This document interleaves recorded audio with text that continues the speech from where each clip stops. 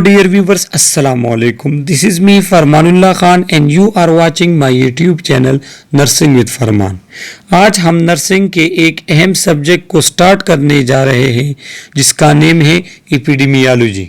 तो नर्सिंग के हवाले से ये एक इंतहाई अहम सब्जेक्ट है क्योंकि ना सिर्फ आप इसको अपने BSN 6 सेमेस्टर में पढ़ोगे बल्कि अगर आप नर्सिंग में हायर स्टडी करना चाहते हैं तो वहाँ पे भी आप इसके कंसेप्ट को पढ़ोगे।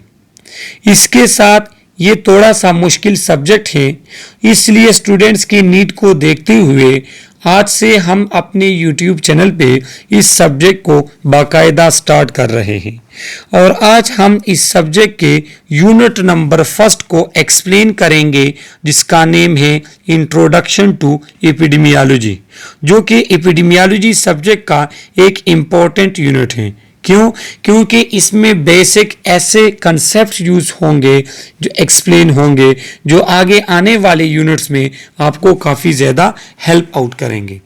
आज हम इस यूनिट के फर्स्ट पार्ट को एक्सप्लेन करेंगे।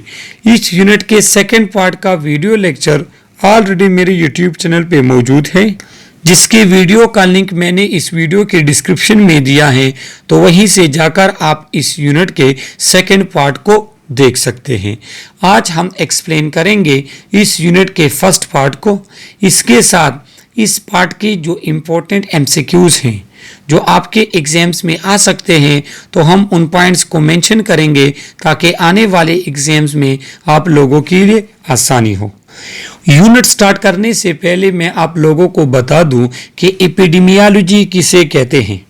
तो एपिडेमियोलॉजी हमारे पास साइंस का वो ब्रांच है कि जिसमें हम ये पढ़ते हैं कि हमारे पास कौन से लोग डिजीज से इफेक्ट हुए, वो कौन कौन से रिस्क फैक्टर थे जिसकी वजह से उनको डिजीज हुआ, उस डिजीज का बर्डन एक कम्युनिटी पे कितना है और हम उस डिजीज को या उस कंडीशन को या अगर जो भी रीज़न है जिसकी वजह से उनका हेल्थ इफेक्ट हुआ है उसको हम किस तरह प्रिवेंट कर सकते हैं। तो ये तमाम चीज़ें क्या है, ये हम एपिडेमियोलॉजी में पढ़ते हैं।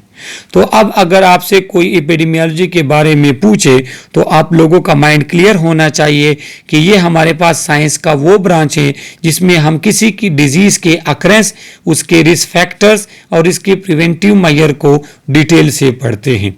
और एपिडेमियोलॉजी का वर्ड्स जो हैं वो एपिडेमिक्स से निकला है और एपिडेमिक्स वो कंडीशन कि जो कम टाइम में ज़्यादा लोगों को इफ़ेक्ट करे, ऐसी कोई डिजीज़ या कंडीशन वो एपिडेमिक्स कहलाती है। तो आगे आने वाले स्लाइड्स में एपिडेमियोलॉजी को हम और भी डिटेल से एक्सप्लेन करेंगे। चलो स्टार्ट कर लेते हैं एपिडेमियोलॉजी सब्जेक्ट के unit number first introduction to epidemiology के फर्स्ट पार्ट को। अब हमारे पास है what is epidemiology. Epidemiology literally meaning the study of what is upon the people. अगर आप इसके लफ्जी मानी की बात करें तो लोगों के ऊपर क्या हो रहा है या लोगों के ऊपर क्या गुजर रहा है, इसकी स्टडी को हम एपिडेमियोलॉजी कहते हैं। मतलब अगर कोई एक इलाका या कम्युनिटी उसमें कोई डिजीज़ आ गई है तो वो डिजीज़ लोगों को किस तरह इफ़ेक्ट कर रही है, लोगों को किस तरह जो है ना इशू उनके लिए बना रही है, कौन कौन से रिस्क फैक्टर्स है जिसकी वजह से वो डिजीज़ हो रही है, तो इसको हम एपिडेमियोलॉजी में पढ़ते हैं। सेकंड, अगर हम देख ले कि एपिडेमियोलॉजी कौन से वर्ड से डिराइव्ड है तो ये ग्रीक वर्ड से डिराइव्ड है। एपी मीन्स अपॉन और among, demos means people, logos means study. तो एपिडेमियोलॉजी किसे कहते हैं, इसके लफ्जी मानी कि लोगों के ऊपर क्या गुजर रहा है, इसकी स्टडी को हम एपिडेमियोलॉजी कहते हैं। एपिडेमियोलॉजिस्ट जो हैं उनका काम सिर्फ और सिर्फ ह्यूमन पॉपुलेशन के साथ होता है। तो एपिडेमियोलॉजी में कोई भी डिजीज़ या उसके रिस्क फैक्टर्स या उसके प्रिवेंटिव मेजर वो ह्यूमन पॉपुलेशन से रिलेटेड अगर आप फाइंड करते हो तो इसको हम एपिडेमियोलॉजी कहते हैं। लिहाजा ये MCQs याद रख लें कि ये ग्रीक वर्ड से निकला है, डिराइव्ड है। मज़ीद आगे हम जाते हैं। अगर ऑक्सफोर्ड इंग्लिश डिक्शनरी से देखा जाए एपिडेमियोलॉजी के डिफिनीशन को, तो ये एक ब्रांच है मेडिकल साइंस का। इसका क्या मतलब, विच ट्रीट्स ऑफ एपिडेमिक्स, ये एपिडेमिक्स को ट्रीट करता है। एपिडेमिक्स कोई ऐसी कंडीशन जो कम टाइम में ज़्यादा लोगों को इफ़ेक्ट करे, उसको हम एपिडेमिक्स कहते हैं। तो अगर एपिडेमिक्स को आप डिटेल से पढ़ते हो या एपिडेमिक्स को आप ट्रीट कैसे करोगे, प्रिवेंट कैसे करोगे, इस स्टडी को हम कहते हैं एपिडेमियोलॉजी। इसके बाद हमारे पास एक और डिफिनीशन है कुलर LHAMG, जो उन्होंने अपनी बुक में लिखा है 1991 में एपिडेमियोलॉजी का डिफिनीशन, कि epidemiology is the study of epidemics and their prevention. Epidemics कोई डिजीज, कोई वबा, उसके बारे में पढ़ना और उसको हम कैसे प्रिवेंट करेंगे, इन दोनों चीज़ों के बारे में हम एपिडेमियोलॉजी ही में पढ़ते हैं। तो अभी आप लोगों को एपिडेमियोलॉजी के बारे में थोड़ा बहुत जो है ना वो अंदाज़ा हो गया होगा कि एपिडेमियोलॉजी किसे कहते हैं। यहाँ पे डिटेल डिफिनीशन है कि epidemiology is the study of distribution and determinant of health related states और event and the application of this study to control of disease and other health problems। तो एपिडेमियोलॉजी में हम क्या करते हैं, डिटर्मिनेंट ऑफ हेल्थ स्टेटस, जिससे आपका health determine होता है, आपका लाइफस्टाइल, आपका बॉडी लैंग्वेज वगैरह। इसके अलावा हेल्थ रिलेटेड स्टेट्स और इवेंट, कोई ऐसा इवेंट या स्टेट जो आपके हेल्थ को इफेक्ट करता है, आपके हेल्थ को रिप्रेजेंट करता है। और क्या एप्लीकेशन, और इस स्टडी की एप्लीकेशन, फ़ायदा किस चीज़ में, उस एपिडेमिक्स को या डिजीज़ को प्रिवेंट करने में, कंट्रोल करने में और हेल्थ प्रॉब्लम को सॉल्व करने में हमारे पास क्या है, जिस स्टडी की जो इम्पोर्टेंस है, एप्लीकेशन है, उसको एपिडेमियोलॉजी कहते हैं। तो अगर आपसे कोई पूछे व्हाट इज़ एपिडेमियोलॉजी, तो आप उनको कहें कि ये क्या होता है, कि ये एक ऐसा ब्रांच है जिसमें हम distribution and determinant of health related states और इवेंट्स, जिसमें आपके डिजीज़ आते हैं, हम उसको पढ़ते हैं और फिर इस स्टडी को हम यूज़ करते हैं उस डिजीज़ को प्रिवेंट करने के लिए, ट्रीट करने के लिए। तो इस तरह के ब्रांच को हम एपिडेमियोलॉजी कहते हैं। अब जिस तरह हमने पढ़ा कि एपिडेमियोलॉजी में हम किसी भी डिजीज़ के बारे में, उसके रिस्क फैक्टर या प्रिवेंटिव मेजर के बारे में पढ़ते हैं, तो अब ये एपिडेमियोलॉजी या इसके इन्वेस्टिगेशन कैसे होते हैं, तो ये डिफरेंट मेथड्स के ऊपर रिलाई करता है। उसके डिफरेंट मेथड्स जो है ना, उनसे ये एपिडेमियोलॉजिकल इन्वेस्टिगेशन हमारे पास आते हैं और हम एपिडेमियोलॉजी को यूज़ करते हैं। सबसे पहले सर्विलेंस। अब सर्विलेंस क्या है, सर्विलेंस के बारे में आप लोग सुन लें, क्योंकि सर्विलेंस का एक यूनिट भी आगे आ रहा है, तो उसमें हम सर्विलेंस को डिटेल से पढ़ेंगे। लेकिन सर्विलेंस हमारे पास एक सिस्टमेटिक ऑब्जर्वेशन है या मॉनिटरिंग है पर्सन, पॉपुलेशन या लोकेशन की, और इसका मेन पर्पस वहाँ से इंफॉर्मेशन लेना किसी डिजीज़ के बारे में, फिर उस डिजीज़ को मैनेज करना और उसमें प्रिवेंटिव या जो चीज़ें आप प्रिवेंट कर सकते हो उनको प्रिवेंट करना। तो ये चीज़ें हम सर्वेलेंस में पढ़ते हैं, सही है। तो सर्वेलेंस करके किसी जगह में, तो हम क्या करते हैं, वहाँ पे एपिडेमियोलॉजिकल इन्वेस्टिगेशंस या एपिडेमियोलॉजिकल इंफॉर्मेशन कलेक्ट करते हैं। इसके बाद डिस्क्रिप्टिव स्टडीज़। डिस्क्रिप्टिव स्टडीज़ हमारे पास वो स्टडी जिसमें किसी चीज़ की डिस्क्रिप्शन हम फाइंड करते हैं, उसकी डिटेल फाइंड करते हैं। तो एपिडेमियोलॉजी में जो हमारे पास इंफॉर्मेशंस आते हैं किसी भी डिजीज़ के बारे में, तो वो सर्वेलेंस मेथड्स के ज़रिए आते हैं, वो डिस्क्रिप्टिव स्टडी मेथड के ज़रिए आते हैं। इसके बाद एनालिटिकल स्टडीज़ भी होती हैं, जिसमें हम क्या करते हैं, जिसमें हम हाइपोथेसिस बनाते हैं, फिर उसको टेस्ट करते हैं, सही है। तो ये क्या है कि ये वो तमाम स्टेप्स हैं या तमाम मेथड्स हैं जिसके ज़रिए हम एपिडेमियोलॉजिकल इन्वेस्टिगेशंस करते हैं। तो ये आप लोग एमसीक्यूज़ के लिए याद रख लें, और इनके अपने यूनिट्स भी आएंगे जो आगे आने वाली वीडियोस में इंशाल्लाह हम कवर करेंगे। Epidemiology is the study of determinant, distribution and frequency of a disease. Epidemiology क्या है, ये हमारे पास स्टडी है तीन चीज़ों की। जो एक में डिटर्मिनेंट्स आते हैं, दूसरा डिस्ट्रीब्यूशन, तीसरा फ्रीक्वेंसी ऑफ अ डिजीज है। डिटर्मिनेंट की अगर हम बात करें तो डिटर्मिनेंट हमारे पास क्या है कि ये अंडरलाइंग फैक्टर्स हैं या किसी भी पर्सन का एक्सपोजर या कैरेक्टरिस्टिक्स जिसकी वजह से वो उसको डिजीज़ हुआ या जिसकी उस कैरेक्टरिस्टिक्स के हिसाब से जो डिजीज़ उसमें प्रोसेस कर रहा है, प्रोग्रेस कर रहा है, तो उन तमाम फैक्टर्स को, कैरेक्टरिस्टिक्स को या बिहेवियर्स को हम डिटर्मिनेंट कहते हैं। इसके बाद डिजीज़ की डिस्ट्रीब्यूशन, कौन से इलाके में कितने लेवल तक या कितने लोग उस डिजीज़ से इफेक्ट हो रहे हैं। उसके बाद फ्रीक्वेंसी ऑफ अ डिजीज़ ने कितने लोगों को इफेक्ट किया है, डिजीज़ कहाँ पे ज़्यादा है, कहाँ पे कम है। तो इन तमाम चीज़ों को हम कहाँ पे पढ़ते हैं, एपिडेमियोलॉजी में। तो ये आप लोग एमसीक्यूज में याद रख लें कि epidemiology is the study of determinant. Determinant वो चीज़ें जो हमारे हेल्थ को इफेक्ट करते हैं, जिसमें हमारे कैरेक्टरिस्टिक्स आते हैं, जिसमें हमारा एक्सपोजर आता है कि हम डिजीज़ की तरफ कितना एक्सपोज हो रहे हैं, कितना जो है वो डिजीज़ हमारा की तरफ या डिजीज़ हमारे तक पहुंच रहा है, इसको एक्सपोजर कहते हैं। Who gets disease and why, epidemiology में हम ये पढ़ते हैं कि डिजीज़ किसको हुआ और क्यों हुआ, रीज़न क्या थे, रिस्क फैक्टर्स क्या थे जिसकी वजह से उस पर्सन को डिजीज़ हुआ। इसके बाद epidemiologist study sick and well people to determine the crucial difference between those who get disease and those who are spared कहते हैं बच जाने को। तो एपिडेमियोलॉजिस्ट जो होते हैं ना, वो सिक और वेल दोनों लोगों को देखते हैं, वो लोग जो बीमार हुए हैं और वो लोग जो हेल्थी हैं, हम दोनों को एपिडेमियोलॉजी में पढ़ते हैं और फिर देखते हैं कि जो लोग बीमार हुए वो क्यों बीमार हुए, वो किस किस चीज़ की तरफ एक्सपोज थे, और वो लोग जो बीमारी से बच गए हैं, जो हेल्थी हैं, तो वो कौन से फैक्टर्स हैं जो उनको हेल्थी रख रहा है। तो इन दोनों को जो डिटेल में हम पढ़ते हैं तो वो हम एपिडेमियोलॉजी में पढ़ते हैं। What is epidemiology? Some describe it as the study of epidemics. What is epidemics?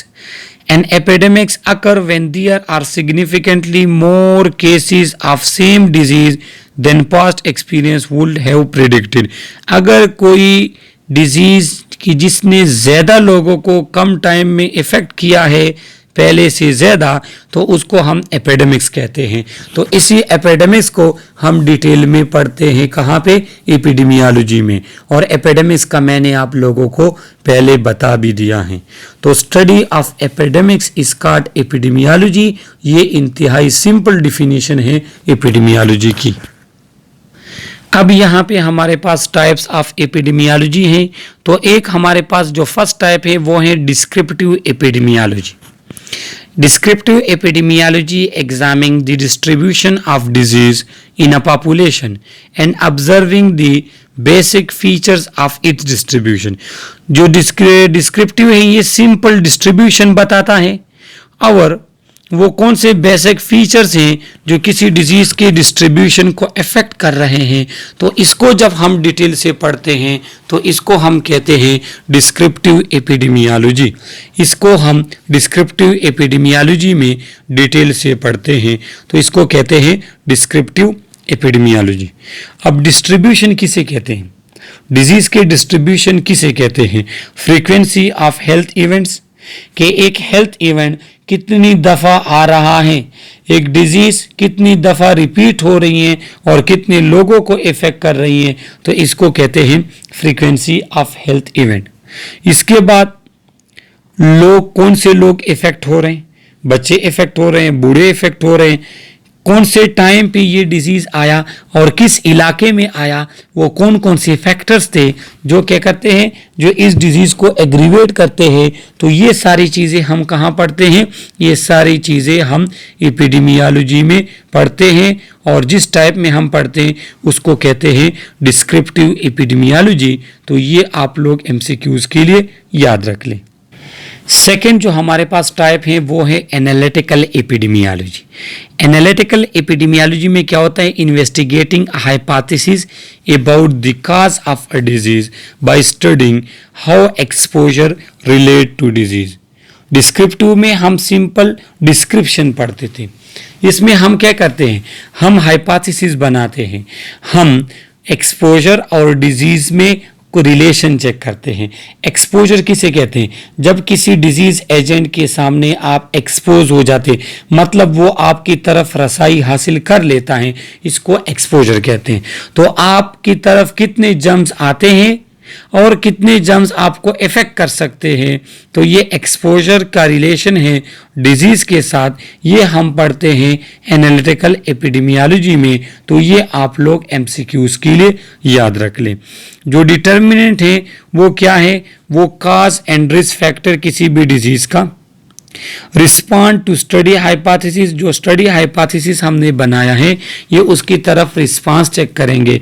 अगर रिस्पांस आ रहा है तो हमारे पास काज और डिजीज या एक्सपोजर और डिजीज में रिलेशन है। लेकिन अगर हाइपोथेसिस आपके पास एक्सेप्टेबल रीजन में नहीं आता तो उस पर्सन अगर एक्सपोज भी होगा तो उसको डिजीज नहीं होगी।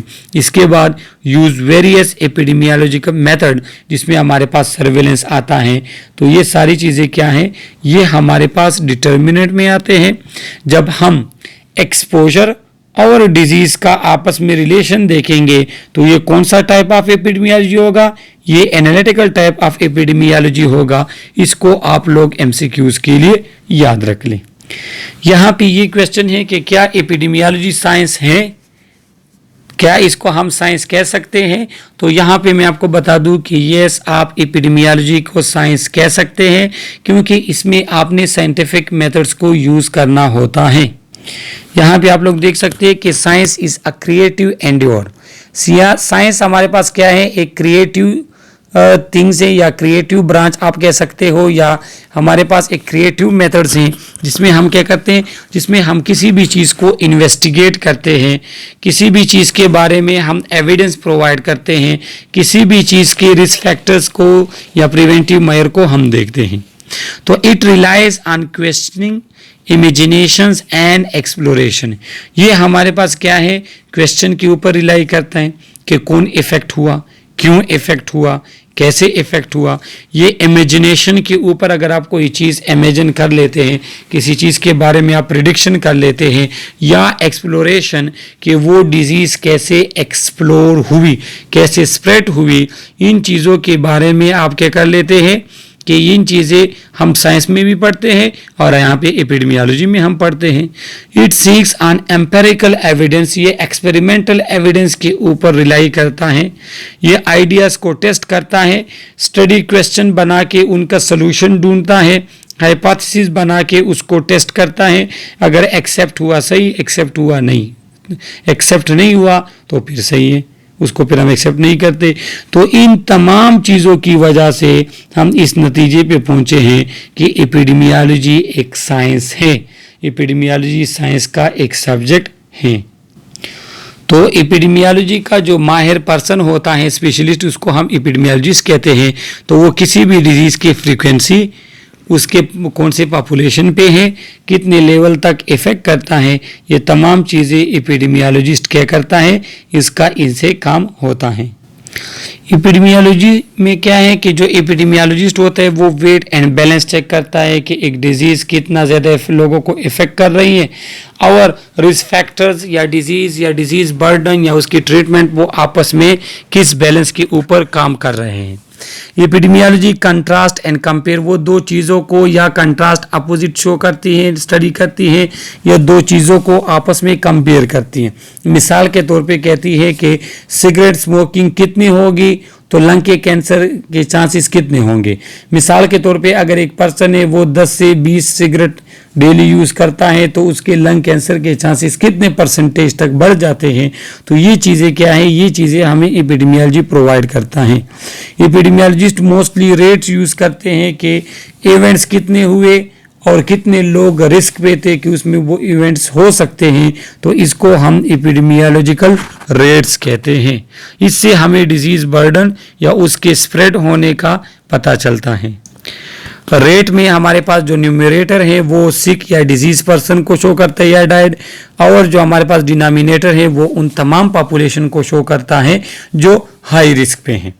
तो ये एपिडेमियोलॉजी सब्जेक्ट का यूनिट नंबर फर्स्ट का फर्स्ट पार्ट था।